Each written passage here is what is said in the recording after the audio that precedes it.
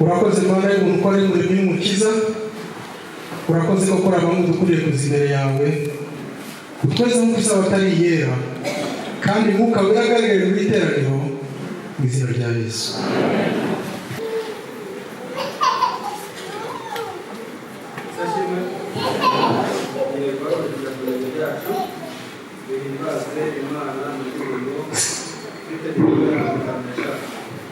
Mirongo itanu n'eshanu.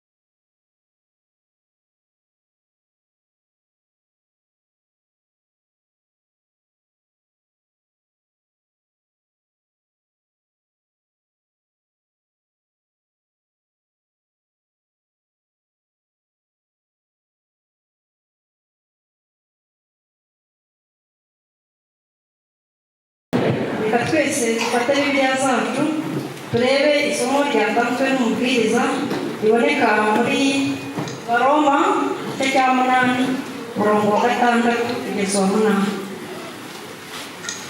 Abaroma igice cya 8 umurongo wa 6 kugeza ku wa 8. Ikadusome. Umutima wa kamere utera urupfu, ariko umutima w'umwuka uzana ubugingo n'amahoro. Kuko umutima wa kamere ari umwanzi w'Imana, kuko utumvira amategeko y'Imana, ndetse ntushobora kuyumvira. Erega burya abari mu butware bwa kamere ntibashobora kunezeza Imana. Reka twebwe imbere dupfukame abandi Imana ikabiraho muri gusenga.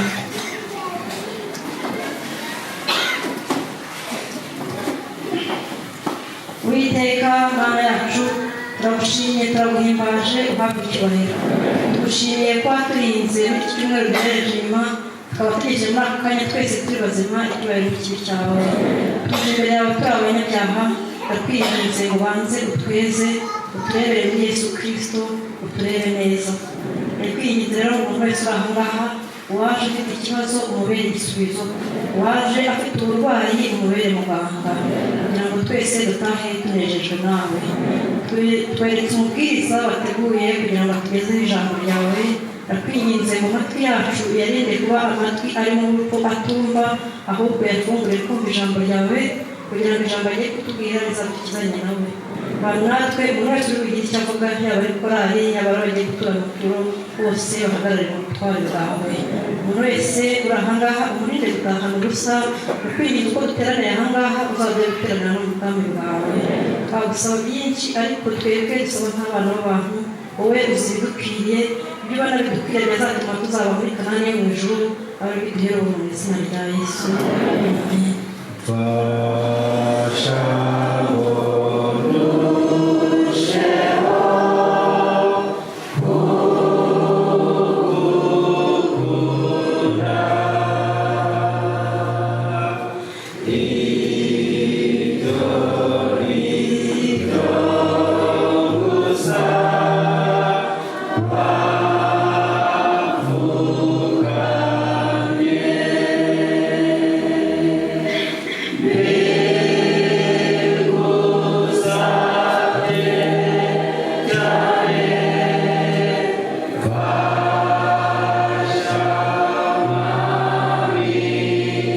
Yesu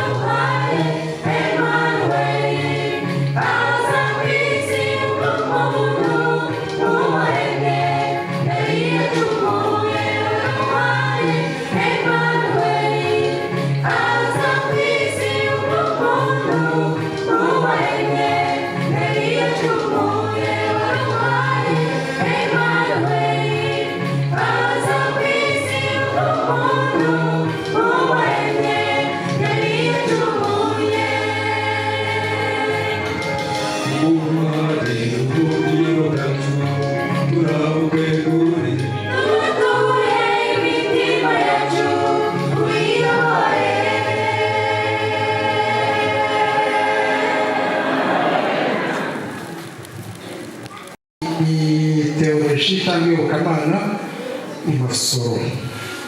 ariko nabaye n'igitwi igihe kinini buriya bariya ashobora kuba ariho twahuriye.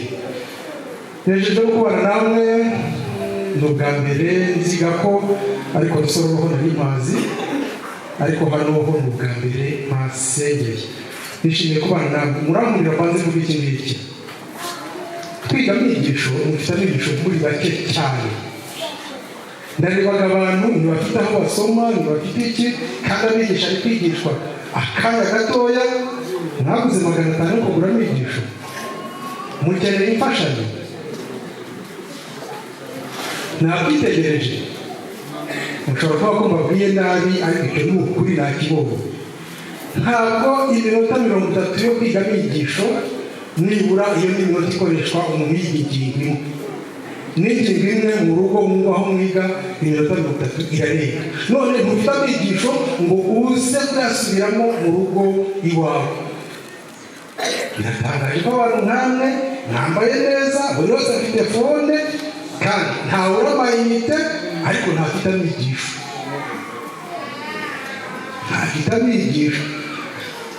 Ubwo rero nimushaka munaza ko umushyitsi ahageze bwa mbere batubwira nabi, ariko nibabwiye nawe akababwiye ukuri muzisubireho. Kandi mutisubiraho narwo ni urubanza imbere y'Imana. Abantu benshi nta migisho bafite, cyangwa murafite mwazi kubazana simbizi. Reka twihute kubw'igihe. Mbese wasanze Yesu mukiye? Niba waramusanze se warakize koko cyane? Abasinzira se ni mukangu ko mbaye ntaratangira kubwiriza mukamutangira gusinzira? Ntabwo ndi bakundire. Niba namusinzira cyane ndigira hariya kugira ngo mbarebe cyane maze mwe gusinzira. Nabaye narigishije. Nzi rero ko umuntu agomba kwegera abo yigisha, kuvugana nabo, kandi kugira ngo wumve neza ureba uri kwigisha, ureba uri kuvuga.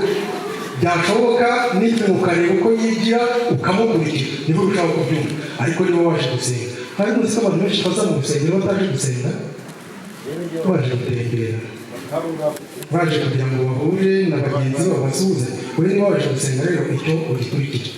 Mbese wasanze Yesu koko se? Waramusanze? Niba waramusanze se wakize?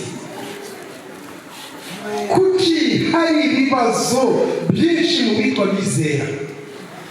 Kuki hari akagari ingorane nyinshi? Imibereho y'abakirisitu ahanini ntabwo itandukanye n'iy'abatari abakirisitu. Ibyo mvuga ni ukuri cyangwa si ukuri? Mbese ni Yesu wabuze imbaraga zo kudukiza?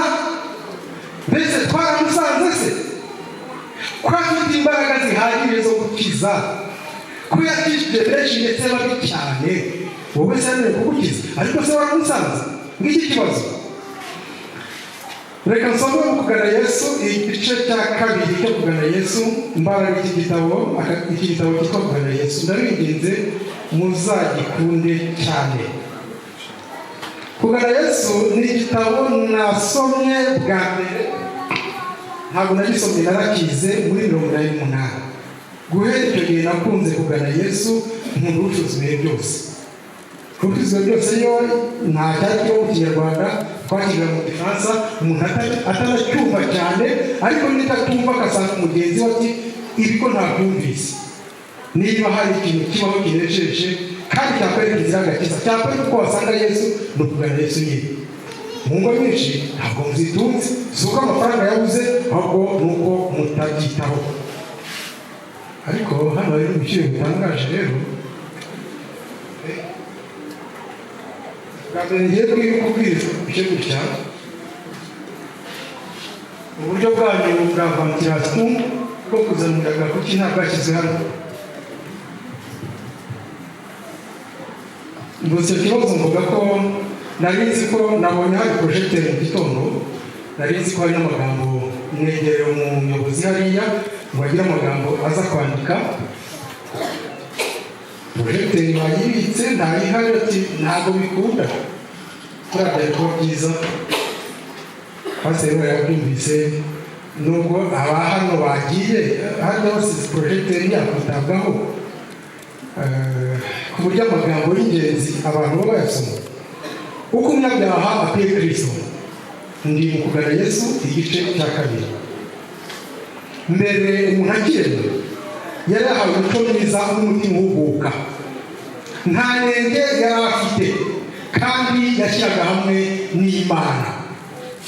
Ibyo yatekerezaga byari imbonera kandi ibyo yari agamije byareraga, ariko kutumvira ariko kwatumye imbaraga ze zishira, maze kwikunda gusimba urukundo yakundaga umuremyi we. Uwo mutima we udenguka n'ibicumuro bituma urwara kwitsindishiriza ubwenge anesha ibibi, imbohe ya Sekibi, kandi yajyaga kujya kubayo iteka Imana itamugoboka bimutabare. Mbere umuntu akiremwa yari yaremwe atunganye, ashyira hamwe n'Imana, ahuje n'Imana rwose. Ko mukomeza gusinzira se muragira ngo bigenze?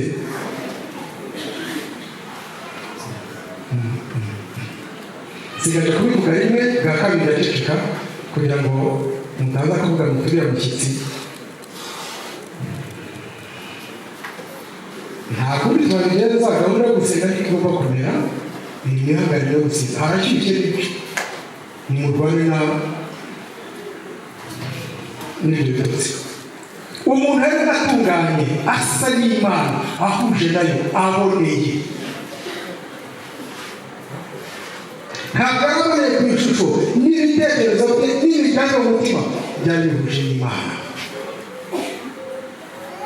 Icyaha kimaze kuza, umuntu yahindutse ukundi. Sinzi niba mufite mubasha kubona amigisho muri 91 yitwa uwababariwe.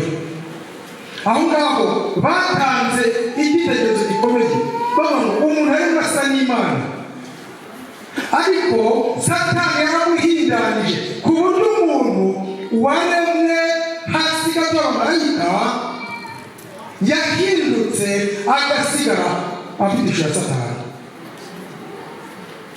Ngo kuko umuntu yabaye, ndi kureba hasi kugira ngo ntarebe abantu bari gusinzira, babaye benshi. Ntabwo babeshya pe, ubwo abari abantu barenga nka 4-5 bonye barimo gusa. Ariko bigusa umuntu arahindana, icyaha kimugeza kure. Ngayo mwigisho batanze igitekerezo cy'umusore witwa de Herzl w'umunyamerika. Yari umusore ngo yafashe abana 12 b'abahungu arabica, amaze kubakorera ibyafurabi. Ndiko ari umusore amaze kubakorera ibyafurabi, kandi amaze kubica arabarya. Ngo isi yose yatangajwe n'ukuntu umuntu wari ishusho y'Imana, umuntu ufite amaguru, ugenda n'ubwonko butekereza, ngo abashe gukora amahano angana atyo. Abana 12 b'abahungu abakorera ibyafurabi, yangije arabica, arangiza arabarya. Nimwumve uko umuntu yabaye inshuti z'Imana, umuntu yabaye mubi. Uwaremwe ku ishusho y'Imana, asa n'Imana, ashyira hamwe n'Imana, ibyo atekereza byose ari imbonera. Uwo muntu icyaha cyamuhindanije, icyaha cyamugize mubi, asigara afite ishusho ya Sekibi. Ariko nubwo ameze atyo nk'uko twabivuze, aracyafite igaruriro, hari aho hari icyo Imana yabasha kumukorera. Reka dusome muri Zaburi 14. Umurongo umwe mwihuse, nimpagera utarahagera uze kurorera gukomeza kurambura ibirahubwo untega amatwi. Zaburi 14. Iryo somo rarivuga mu mutwe nuko nshatse kuzisoma. Zaburi 14 yewe ugiye kuhagera. Haravuga ngo umurongo wa 2, Uwiteka arebye abantu ari mu ijuru kugira ngo amenye ko harimo abanyabwenge bashaka Imana. Bose barayobye, bose bahurijwe hamwe, ntabwo bigize n'umuntu. Twarangije. Bose barayobye, ntawe ukora ibyiza habe n'abagahe. Nguko uko wa muntu washyiraga hamwe n'Imana, wa muntu wari utunganye, nguko yahindutse mu buryo bigazanywe umuntu w'iki. Nguko uko wa muntu washyiraga hamwe n'Imana, usa n'Imana, umuntu ibyo atekerezaga byari imbonera, nguko uko yahindutse. Twese abantu bose barayobye, isi yose yarayobye. Twese twandujwe hamwe nuko tumeze. Ni ibibazo kugira ngo umuntu waba ujyaze gushora y'Imana kugeza ubwo yica abantu amaze kubabwira ibyamfurambi yarangiza akabarya. Ibyo ni ibintu biteye ubwoba bitangaje, ariko uwanduje uwo nguwo ni nawe wanduje njye nawe. Nubwo utakora nk'ibyo cyangwa ibyo utabikora ni ikibazo cy'igihe, ushobora gukora ibirenze ibyo niba utemewe kwegera Imana. Umuntu yari atunganye, umuntu yari atunganye ashyira hamwe n'Imana, ariko icyaha cyaramwanduje kimugira mubi, kandi ibyo agerageza gukora we ubwe ngo y'Imana wazimiye ibishoboka ntacyo abasha kugeraho, ntacyo abasha kugeraho. Nguko uko icyaha cyanduje umuntu uwashyiraga hamwe n'Imana, twese twandujwe hamwe, ntawe ukora ibyiza kandi abantu twese niko tumeze. Menya rero turi kwegereje, kandi abantu twese niko twabaye, twese niko tumeze, nta n'umwe. Uwo muntu wandujwaga igihe ababyeyi bacu bamaraga gucumura, ya kamere yo gukora ibyiza, ya kamere yo gushyira hamwe n'Imana yabavuyemo, bagira indi kamere. Ababyeyi bacu bamaze gucumura, kamere yo gushyira hamwe n'Imana, kamere nziza, kamere yo kumvira bitabagoye yabavuyemo, bagira indi kamere, kamere inezezwa n'ibibi, kamere itiga gukora ikibi, ahubwo gukora ikibi biri mu muntu wese. Nta muntu wiga gukora ikibi biri mu muntu wese. Iyo kamere niyo bene twese twandujwe. Iyo kamere niyo umuntu wese wavukiye ku isi afite. Twese twandujwe hamwe kuko tumaze kubisoma. Kandi si ibyo gusa, kuko muzi ko Zaburi 58 iravuga ngo bose barayobye. Umuntu akivuka ariyobagiza. Twese nuko tumeze, twese tuvuka gutyo, twese ntawiga gukora ikibi mu muntu wese. Tangara ngo umuntu akoze ibimeze bityo nk'ayo mahano babwiraga uwo mugabo yakoze, ariko mu mutima w'umuntu harimo gukora n'ibyo ngibyo. Ni ikibazo cy'igihe, ni ikibazo cy'ibyo witwikiriye, uramutse ubyivanyeho wakora ibirenze n'ibyo ngibyo. Umuntu ahinduka uwanduye, umuntu ahinduka mubi ndetse mubi cyane, kandi icyaha cyafashe intera ndende cyane. Icyaha cyafashe intera ndende cyane, ku buryo nyuma yo gucumura kw'ababyeyi bacu murabizi ko Kayini yishe umuvandimwe we Abeli. Kwica bivanye hehe? Muri we. Ntabwo yari yakabonye, ntabwo yari yakumvise, ariko icyaha kije ibibi byose byaraje. Icyaha kije ibibi byose byaraje. Ibibi byose byaraje. Kayini yiga kwica, bigeze kuri Lameki yiga kuzana abagore benshi, abivanye hehe? Muri we. Lameki yiga kuzana abagore benshi, guharika ngo biraje. Abanyafurika bo n'ubuharike ibintu byabo, ahubwo ngo kugira umugore umwe n'ibibi ngo ntiwaba ufite byinshi, ngo ubuharike ngo buraje buzana na Lameki. Icyaha gikomeza gufata intera ndende cyane kugeza ubwo Imana yavuze amagambo nababwiye yo muri Itangiriro 6. Imana barakwigeza uzabo ari mbi, ko kwibwira kose kw'imitima yabo ari kuri gusiteka ryose. Irafite abantu bazakuvanaho, aba bantu bagomba kuvaho, nta kindi bakimaze. N'abaratunganye ariko bagutunganye barabwanze, bagomba kuvanaho. Isi ya mbere irarimbuka, hasigara Nowa n'abahungu be 3, Shemu na Hamu na Jafeti. Maze ngo mu myaka igera kuri 500 nyuma y'umwuzure, bene Nowa bakiriho, Shemu na Hamu na Jafeti bakiriho, ngo ababakomoteho batangiye guhakana ngo nta mwuzure wabayeho. Bareka n'ibyago n'amazi ya kwigisi, nta mwuzure wigeze waho. Ngo igihe ababona umwuzure bagakira umwuzure bari bakiriho ababakomoteho batangiye bakana ko nta mwuzure wabayeho maze bajya kubakomora ari babiri ngo niba warabayeho twajya hariya iyo Mana igarutse kurimbura isi twari yakurimbura. Ubwigomeke bukomeye, kwigomeka kwafashe intera ndende cyane ko navuze ngo ndabegera se bikaba nta kintu tumaze hamwe. Kwigomeka gufata intera ndende cyane, abantu bakomeza kwigomeka na nyuma y'uko isi irimbuwe. Nibwo Imana yatoranije Aburahamu uva mu rubyaro rwa Shemu.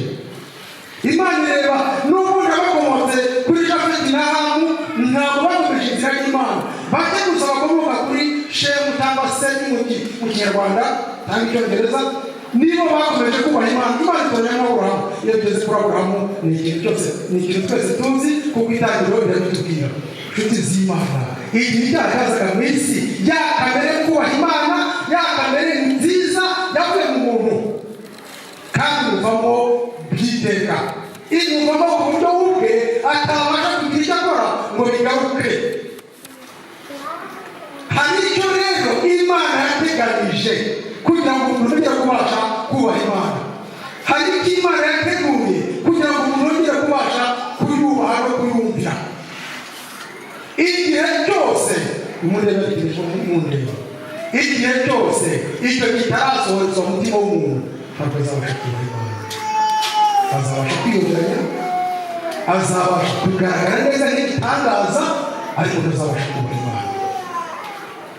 Igihe cyose icyo kitarasohora mu mutima w'umuntu, tuzaba ababwiriza tubwirize cyane, tuzaririmba turirimbe cyane, tuzamara imyaka 50, 60 na 70 niba abasaza baramuteye mu idoro babagejejemo, ariko ntabwo uzabasha kubaha Imana. Igihe kitarasohora ntabwo uzabasha kubaha Imana. Pawulo nicyo yavuze abwirijwe n'Imana, aravuga ati umutima wa kamere ni umwanzi w'Imana kuko utumvira amategeko y'Imana. Ageze ku murongo wa 8 iryo somo riragomba kuba rihariye. Erega burya abari mu butware bwa kamere ntibashobora kunezeza Imana. Igihe cyose umutima wa kamere utarahinduka ntushobora kunezeza Imana. Nyakuri umuntu azabasha kwiyoberanya, azabasha kugaragara neza, azabasha kuvuga neza, tuzabasha guhura guhobere uriya umuntu w'Imana yeza ashimwe mu mutima. Ndi gwekera mbere ndi kugambanira nkagira ngo kutabizi n'Imana ntibizi. Umutima wa kamere uri ku Imana, ntushobora kumvira Imana. Erega burya abari mu butware bwa kamere ntibashobora kunezeza Imana. Kandi umutima wa kamere niwo twarazwe n'umubyeyi wacu, niwo twarazwe abakomoka kuri Adamu twese n'uko tumeze. Abantu bishimira kwitwa abakristo,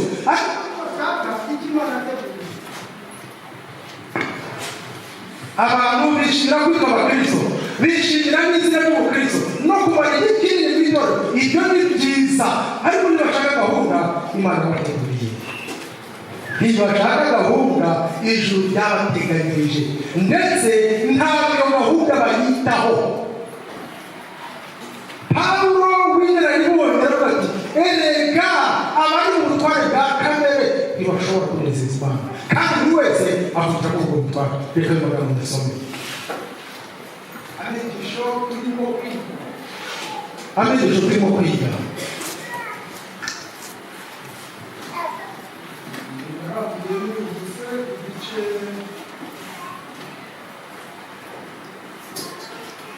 Kuri paje 34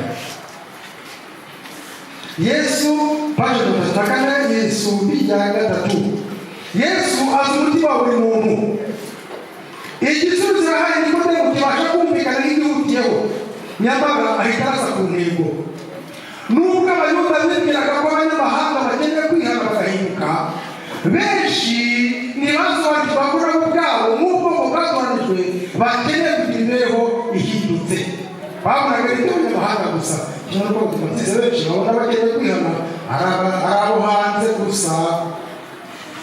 Benshi ntibasobanukirwa ko nabo ubwabo nk'ubwoko bwatoranijwe bakeneye kugira imibereho yahindutse. Ntabwo igihugu yaba akomokamo cyose cyangwa itorero yaba yararemwe cyose. Nta n'umwe uvuka akijijwe, nta n'umwe. Amagambo mwarayize birayasubiye cyane cyane. Icyo rero gikenewe igihe cyose kitaraboneka, umuntu azabasha kwiyoberanya gusa, umuntu azabasha kugaragara neza gusa, abantu bamushime ariko ijuru ritamushima. Nta kindi azashobora uretse kwiyoberanya. Icyo nicyo Yesu yaganira Nikodemu ikintu gikomeye. Icyo ni amagambo munsi, ni ikiganiro munsi cyanditswe na Yohana wenyine. Nabasha kuvuga byinshi kuri Yohana. Igihe turi ubutumwa bwiza, nimubona ahantu abagize ubutumwa bwiza bavuze inkuru zose muzajya musoma, buri wese aba afite ibyanditse atandukaniyeho n'undi, buri wese aba afite umwihariko we. Igihe bakubwira ngo urusengero rwa gakondo rumeze rute, utangiye kuruvuga nk'umwubatsi yavuga ibigize inyubako, nk'ukuntu uburabyo yahera ku burabyo, umubaji yavuga intebe. Abanditsi b'ubutumwa bwiza, iyi nkuru ivugwa n'abanditsi bane, ujye ugerageza kuyiga yose witonze, kandi uzabonamo ibigufasha. Ibyo muri Mariko bitandukanye n'ibyo muri Matayo, n'ibyo muri Luka, n'ibyo muri Yohana. Yohana rero ni we wenyine wanditse ikiganiro Yesu yagiranye na Nikodemu. Yohana wenyine niwe wanditse ibi ngibi. Hari abajyana ku ntebe bari gusinzira, ubu bose bari gusinzira. Nikodemu yasanze Yesu nijoro, ngo kugira ngo umuntu w'umuyobozi asange umuntu w'umwigisha wisuzugurwa, kwari kuba ari kwitesha agaciro. Iyo atagenda nijoro bari kumwirukana mu nteko nkuru yitwaga Sanhedrin. Sanhedrin rwa rukiko rw'Abayuda rugizwe n'abantu 70. Umuyobozi warwo yabaga ari umutambyi mukuru, mu gifaransa bavuze ngo ni sena, wandita ko ari umusenateri. Urwo rukiko rukomeye rw'abantu 70 nirwayoboraga igihugu. Muzi ko ariko hejuru cyane yabo hari ubwami bw'Abaroma bari bakoronije. Nikodemu asanga Yesu, haragera aramusanga nijoro. Kubera iki? Umutima we wari warakosowe. Biravuga ngo Nikodemu yari umuntu w'inyangamugayo, mu gifaransa bakoresha ngo ireprochable. Yari umuntu w'inzira makemwa, utagira ikintu na kimwe umugayaho. Ariko umutima we yaratunga, yumvaga hari icyo abura. Hato umutima we ntacyo umvugura, n'ubwo mazina akabisha usenga, hato wumva umutima wawe wumva ntacyo kirimo. Nikodemu asanga Yesu, agenda nijoro kubw'izo mpamvu maze kubabwira. Kugira ngo ahure na Yesu, yaravuze mwigisha mwiza, tuzi ko umwigisha avuye ku Mana, ngo kugira ngo avuge kuriya hari uburyo bw'ubunyabwenge n'uburyarya ngo abone ahagera Yesu. Mwigisha mwiza, tuzi ko umwigisha avuye ku Mana, kandi ntabwo washobora kubera ibimenyetso n'ibitangaza. N'uburyarya bukomeye ngo abone ahagera Yesu amuganirize. Yesu yahise avuga ku kanya, amubwira ikintu gikomeye. Aravuga ati Nikodemu, ni ukuri ndakubwira yuko utavuze uruhushya utabasha kubona ubwami bw'Imana. Yesu abivuze ku murongo wa 3, abisubiramo ku murongo wa 5, arongera ku murongo wa 7 wa Yohana. Ubutumwa bwiza bwose bwanditswe na Yohana mu gice cya 3. Kandi aho hantu hose yavuze Yesu arahirana n'abareba hasi mu mbere. Igihe wiga Bibiliya yawe ukajya ahantu Yesu yarahiye ujye witonda. Yesu niwe wakoresheje Yakobo aravuga ngo amagambo yawe abe ye oya, ibirenze bituruka ku mubi. Ni Yesu wakoresha Yakobo yandika atyo, ariko uzasanga ahantu hake Kristo yarahiye. Igihe ugeze aho Kristo yarahiye, ndagusaba uzajye witonda kandi uhigane umwete no kwicara ku utangaje. Yesu yarahiye inshuro 3 abwira Nikodemu, wowe uraza kuvuganira nanjye, nakubonye urashaka mbwira, ariko ibyo nibyo byose byo kwita mwiza, ibyo bireke, hari bikeneye. Ngo Yesu yavuze amagambo ya Nikodemu, arambuye akaboko ararahira. Ni ukuri Nikodemu, ndakubwira yuko utavuze uruhushya utabasha kubona ubwami bw'Imana. none se nasura muri mama byagenda bite Nikodemu atangira kuvuga gutyo kandi byose bari baranyarabizi yari yarabyigishije ariko ntabwo yakoraga muri we ubuhanuzi bwa Ezekiel 36 nzabaha umutima mushya ubwo bari bamufite yarabyigishaga ibyo mu isezerano rya kera byose byaravuzwe ariko ntibyitaweho mbabwire bavandimwe amatorero atandukanye uwaraye Nikodemu mu kinyejana cya mbere niwe yarageze namwe mu kinyejana cya 21 uwaraye Nikodemu mu kinyejana cya mbere niwe urahirage namwe mu kinyejana cya 21 hari umuvuga atunganye aho yaba yaravugiye hose idoro yaba yarimo ryose nta n'umuvuga akijijwe twese twandujwe hamwe uwaraye Nikodemu akamurahira inshuro 3 ararihage nawe turabukije cyangwa kumenya kimwe atubwira yuko uko twagaragara kose uko twakwita intungane kose uko twashimwa kose hatariho kuvuga buri bushya twaba turi kurwego rw'Imana hatariho kuvuga buri bushya twaba turi kurwego rw'Imana reka nsome kubwira Yesu ni igice kivuga urugero rw'ubuyoboke rero batatijwe banditse koko ahubwo twagira ingeso nziza zigaragara bitaza mu Imana ya Yesu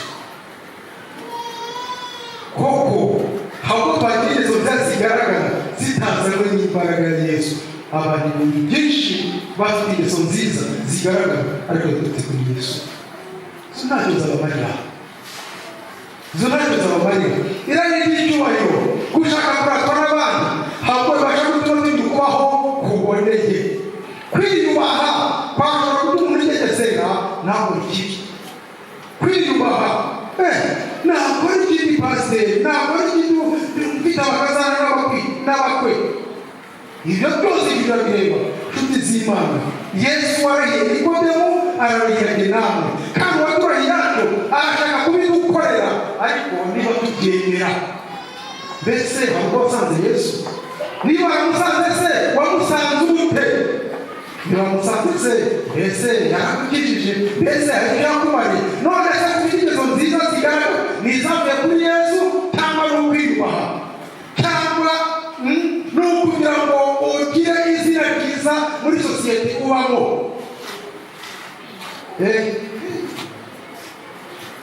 nariye kuvuga bya bintu bicecetse murambure kuri 16 murangije kuri 16 z'ukwezi gushize nashyize ikimenyetso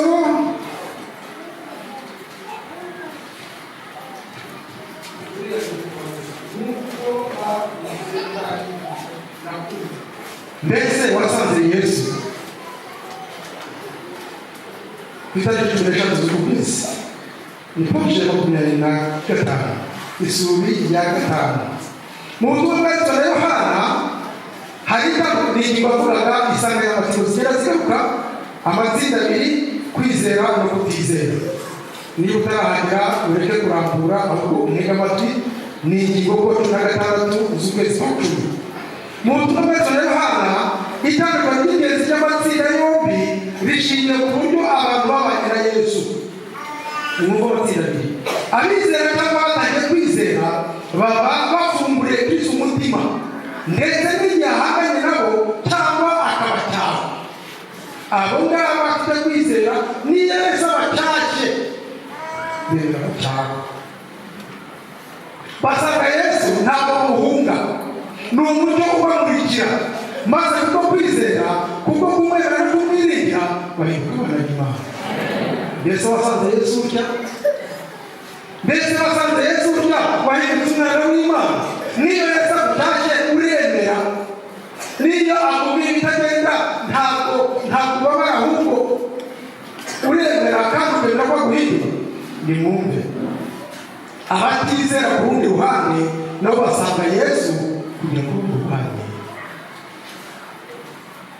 abatizera ku rundi ruhande nabo basanga Yesu kugira ngo se ni warasanze Yesu bamusanze ute? Abatizera ku rundi ruhande ndi kwisubiyeruka nabo basanga Yesu kugira ngo bamurwanye, barangwa no gukunda umwijima bakawutisha umucyo, babona ko birusha kwemera amagambo ya Yesu cyangwa bakabona Yesu yica imihango yabo niyuzuza ibyifuzo byabo.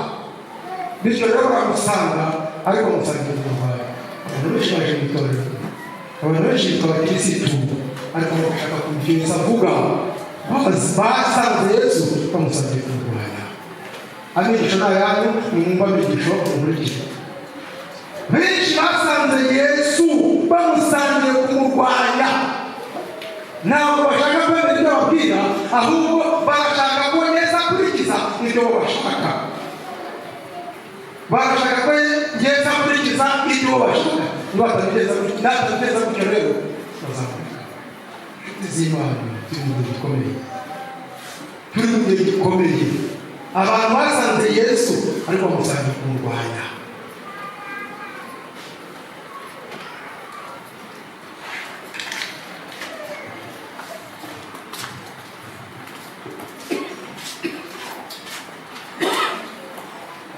Abatizera no ku rundi ruhande basanga Yesu ariko bamusangiye kumurwanya.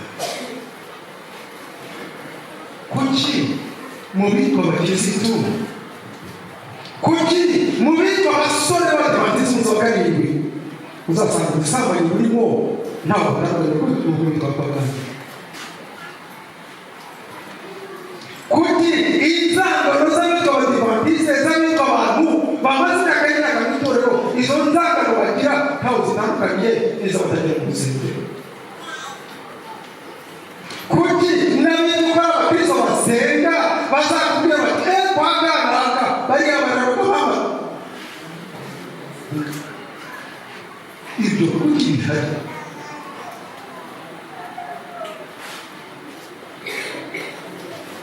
Kubegera ntabyo byamaze. Abatizera ku rundi ruhande nabo basanga Yesu ariko bakamusangira kumurwanya. Kuki mu ngo zitwa bizera nabo habuze amahoro kandi umwami w'amahoro ariho? Umwami w'amahoro ahari, mu ngo zacu amahoro araharangwa. Kuki abitwa bizera ingeso nazo zimubivaho? Abantu basanze Yesu ariko bamusangiye kumurwanya. Bamusangiye kugira ngo abakize, si uko abuze imbaraga zo kubakiza, ariko ntabwo bigeze bamusangira kugira ngo abakize. Bana b'Imana, ijuru hari icyo ryateganyije. Ni iki Kristo yabwiye Nikodemo, igihe cyose kitarasohora uzabasha kwiyoberanya gusa, abantu bakugore kuri gitangaza, ariko ubukristo ntibuzashoboka. Ubukristo ntibuzashoboka. Ubukristo buzaba ingorane. Bana b'Imana, ijuru hari icyo ryateganyije. Ryateganyije ko wa muntu wahiganijwe n'icyaha, wa muntu wahindutse mubi, wa muntu wabaye nka wa musore uriya wishe abantu akabata. Icyo gitekerezo ndibwira ko mukibuka muzanagisome neza mu migisho wabariwe. Umuntu wabaye mubi uri ku rugero umuntu abasha kugera hariya akanaharenga. Ijuru ntabwo ryamutereranye, hari icyo ryamuteguriye. Nicyo Kristo yabwiye Nikodemo kandi akimubwira murahira. Kandi Yesu avuga ikintu aba yiteguye kukigukorera, ariko bisaba ubushake bwawe. Iyo Yesu avuze ikintu aba yiteguye no kukigukorera, ariko bisaba ubushake bwawe. Niyo mpamvu Kristo avugana na Jeremiya amutuma mu bwoko bwe. Yeremiya 3:3 yaravuze ngo genda wamamaza aya magambo mu bwoko bwanjye, ubabwira ngo ngarukira, icyo ushaka kimwe ni ukwemera ibyaha byawe. Yeremiya 2:13 Uwiteka aravuga ati bana banjye, icyo ushaka kimwe ni ukwemera ibyaha byawe. Ukemera ko umunyabyaha kandi utabasha kwikiza, ukemera ko nta kintu ushoboye uretse kwiyoberanya, ukemera ko nta kintu ushoboye uretse kwigira mwiza, ariko umutima wuzuyemo ibibi gusa. Seremerera Yesu. Ese wasanze Yesu wamusanze ute? Wemera guhindurwa nawe cyangwa wamusangiye kumurwanya? Bana b'Imana, turi mu gihe gikomeye igihe satani yerekana wowe umukristo mumaze imyaka 30 utaruzi kuririmba dore umubwiriza ibyo ntibihagije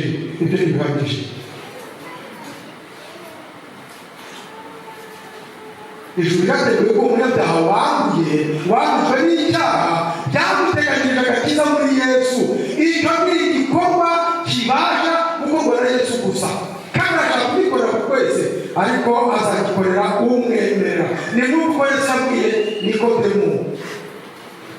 Ndi musuzume byose muri iki gitabo cyahindura itorero,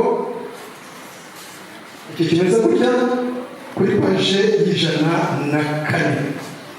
Nikodemu yaje kumukiza atekereza kujya mu kiganiro nawe, ariko Yesu amushyira ku mugaragaro urufatiro rw'amahame y'ukuri. Yabwiye Nikodemu ati ntabwo icyo ukeneye ari ubumenyi bw'amagambo gusa, ntabwo icyo ukeneye ari ubumenyi konsoma n'umurimo w'amagambo dusoma muri Bibiliya se, ntabwo icyo ukeneye ari ubumenyi bw'amagambo gusa, ahubwo ukeneye kongerwa imbaraga mu by'umwuka. Ntabwo ukwiye kumva ko ufite amatsiko, ahubwo ukwiye kumva ko ukeneye umutima mushya. Ugomba kwakira imibereho mishya ikomoka mu ijuru mbere y'uko unezezwa n'iby'ijuru. Ukwiye kumva ko ntabwo ukwiye kumva ko ufite amatsiko, ahubwo ukwiye kumva ko ugize umutima mushya.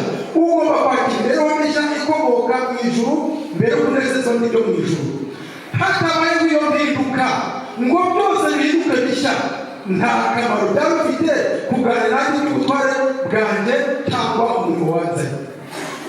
Yesu abwira Nikodemu ati Nikodemu, icyo ukeneye ntabwo ari ukujya mu bwanjye, si ibigani, ukeneye umutima mushya. Ese ugomba gukenera umutima mushya. Ntabwo uzi no kumaze imyaka myinshi mu itorero, uzi kuririmba, uzi kubwiriza, abantu bagushima, aho byose biri kunyuze gusa. Yesu aravuga ngo icyo nkeneye nuko bigaragara.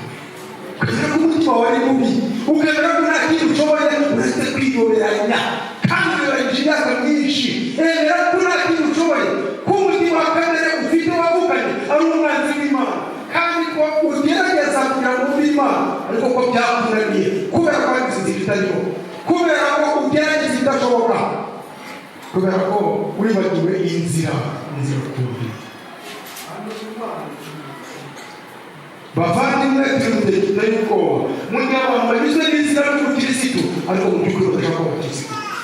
Mu gihe abantu banyuzwe no kwitwa abantu b'Imana, banyuzwe n'uko bazaga baririmbye maze n'imyaka myinshi ndetse ari abahanga mu kumenya iby'Imana, ariko imitima yabo iri kure y'Imana. Igihe cyose hataraho guhinduka mvajuru ntabwo uzahindura n'iby'ijuru.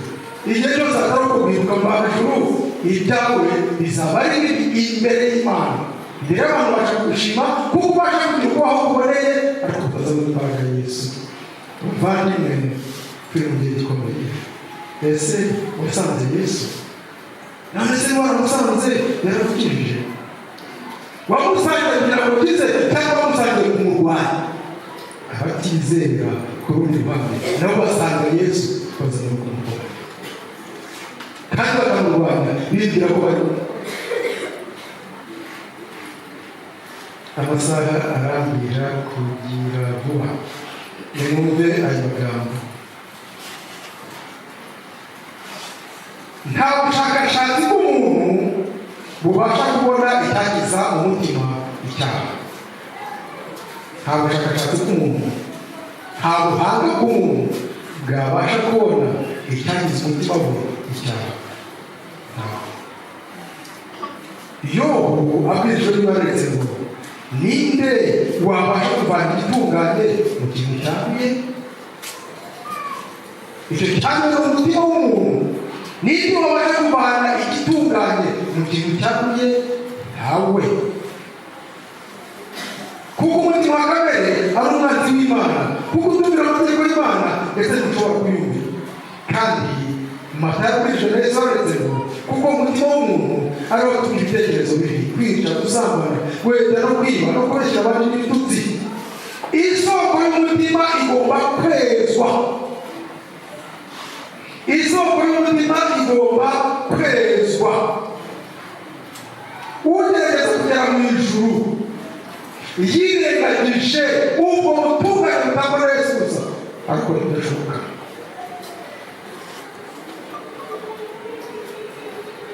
Nta mutekano ufite igisa n'ikindi rishingiye ku mategeko, rishingiye ku ishusho isa no kwera. Nta mutekano ufite igisa n'ikindi rishingiye ku mategeko, rishingiye ku ishusho isa no kwera. Rero mu Kristo si ivugurura cyangwa iterambere ry'imibereho ya kera, ahubwo ni ihinduka rya kamere. Ndasubira muri aya magambo mundeba. Imibereho y'umukristo si ivugurura cyangwa iterambere ry'imibereho ya kera, ahubwo ni ihinduka rya kamere. Hari ugupfa kumwereke n'icyaha maze ukagira imibereho mishya muri byose. Iyi mpinduka ibasha kuzanwa n'umurimo ukorwa na Yesu gusa. Ngiki Yesu ashaka gukora. Ariko abantu ntabwo bagira agaciro. Ntabwo ubukristo ari ukuvugurura ibyiza ufite, ntabwo ari ukugira ibyo wongeraho, ahubwo ni impinduka, changement, impinduka nyayo yakorwa na Yesu wenyine. Ese wigeze umusanga ntugukoreye impinduka? Ese wigeze umusanga wumva iyo mpinduka uyikeneye, udakeneye kuvugurura ibyiza bikurimo cyangwa kugira ibyo wongeraho ku byiza bikurimo, ahubwo usaba Yesu ngo aguhindure, akureme bundi bushya. Ese wigeze usanga Yesu? Bana b'Imana, iyo mpinduka yabasha gukorwa na Yesu gusa, kandi Yesu arashaka kuyikorera buri wese, ari kubyemera. Nk'uko abaririmbyi baririmbye, Imana iduha uburenganzira bwo guhitamo. Ntabwo Imana izaguhata ngo igukorere ibyo ngibyo. Ntabwo Imana izaguhata ngo igukorere ibyo ngibyo.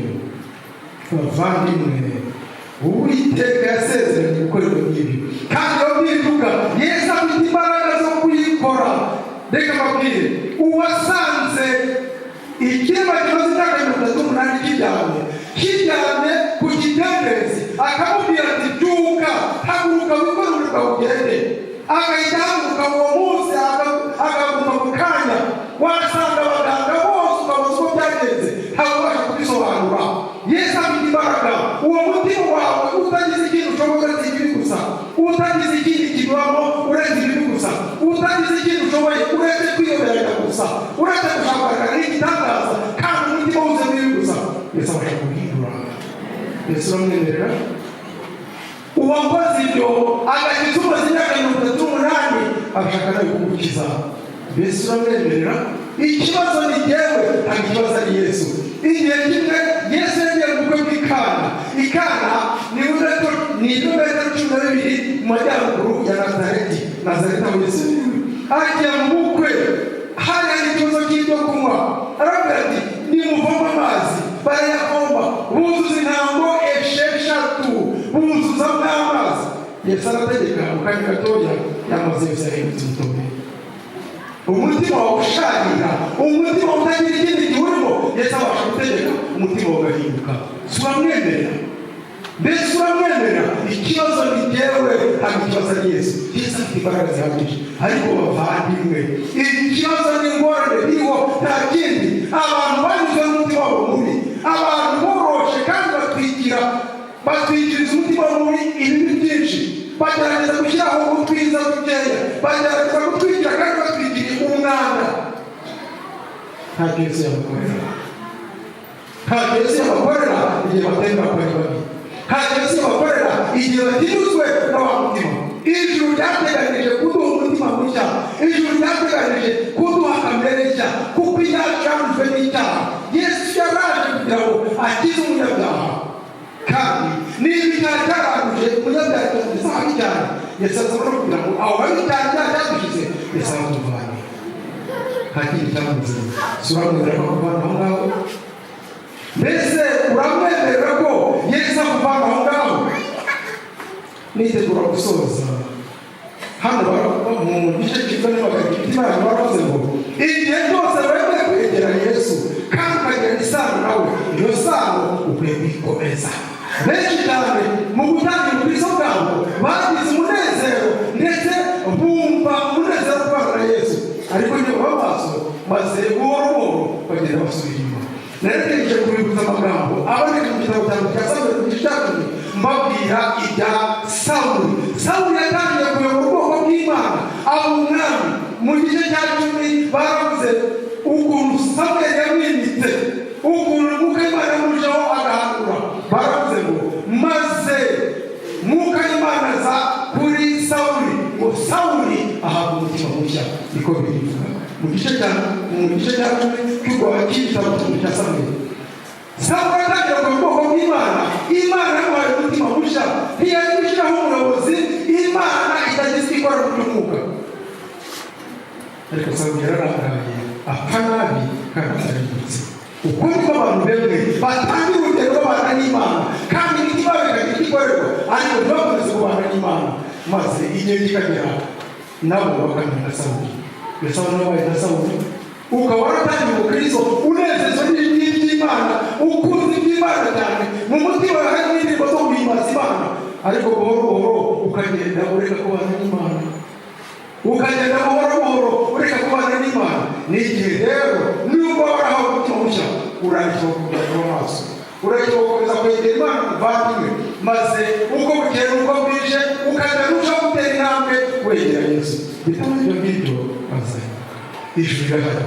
Imana yatanze byose n'umwana wayo, ariko igihe cyose tubabajwe n'abanenganeza bakira ku Imana ariko Imana idukorera. Reka nitegura gusoza dusome.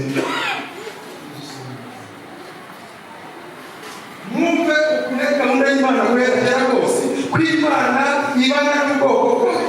Uwiteka ubwe akoresheje umugaragu we Ezekiyeli. Ntangiye kubabwira Ezekiyeli igihe abayuda bajyaga yajyanywe n'abanyazi bari ku mugezi Kedari. Daniyeli yari ibwami, maze Yeremiya agasigaranye n'abasigaye. Mwumve ukuntu Imana yita ku bwoko bwayo. Aho Abisirayeli, aho Abayuda ubwoko bw'Imana bwari hose hari umuntu w'Imana. Ibwami Daniyeli arahari, Imana iramukiza. Mu mpunzi bageze ku banyagano ku mugezi Kedari, Ezekiyeli arahari. Abasigaye Yeremiya yasigaye. Imana ibana n'ubwoko bwayo ngo ibane nabo ibakomeze. Rero Ezekiyeli wanyuzwemo ubuhanuzi bukomeye, aya magambo akomeye. Imana ibwira ubwoko bwayo ibabwira iti, 66 Ezekiyeli, Imana iravuga ngo nzabanagizaho amazi meza maze muzatungana, mbakore n'imyenda yose n'ibigomana byanyu byose. Nzabaha umutima mushya, mbashyiremo umutima mushya. Nzabakuramo umutima ukomeye nk'ibuye, mbashyiremo umutima woroshye, kandi nzabashyiramo umwuka wanjye, tume mugenda mu mateka yanjye, mugakomeza n'amategeko yanjye mukayasohoza. Umuwa mutima ukomeye nk'ibuye, wa mutima utabasha kunezezwa n'iby'Imana, wa mutima utagize ikintu ushoboye uretse kwiyobera Imana. Nzabaha umutima mushya, nzabakuramo umutima ukomeye nk'ibuye, wa mutima uza hano mu rusengero ariko ibitekerezo byibereye hafi. Ibitekerezo biri mu yatangiye guhiga aho uzahiga ejo, yatangiye kujya mu isoko ejo, kandi wicaye mu rusengero. Nzabakuramo umutima ukomeye nk'ibuye, mbashyire mu mutima woroshye, umutima utuma mugenda mu mategeko y'Uwiteka mukayakomeza. Iryo ni isezerano ryatanzwe nitabasha kubeshya. Surengera ku mutima nta kintu ushoboye uretse kwiyemerera. Surengera ku mutima nta kintu ushoboye uretse kwigaragaza. Surengera ku wagerageje nyamara bikaba byarakunaniye. Surengera ku Imana igusohoreza isezerano. Nshuti z'Imana, icyaha cyaratwanduje kitugeza habi, ariko aho habi cyane ijuru ryaje kuhatuvana. Ijuru rirahagije muri Yesu Kristo, irahagije iyo tumwemereye, afite imbaraga zihagije bavandimwe. Uwo mutima mushya ni wa mutima uzanezezwa n'iby'Imana, ni wa mutima gukorera Imana bizaba umunezero atari uguhata, ni wa mutima uzanezezwa n'ibyera, ni wa mutima Imana yishimira guturamo. Iyabivuze irashaka kubikora, ni imyemerera. Iyabivuze irashaka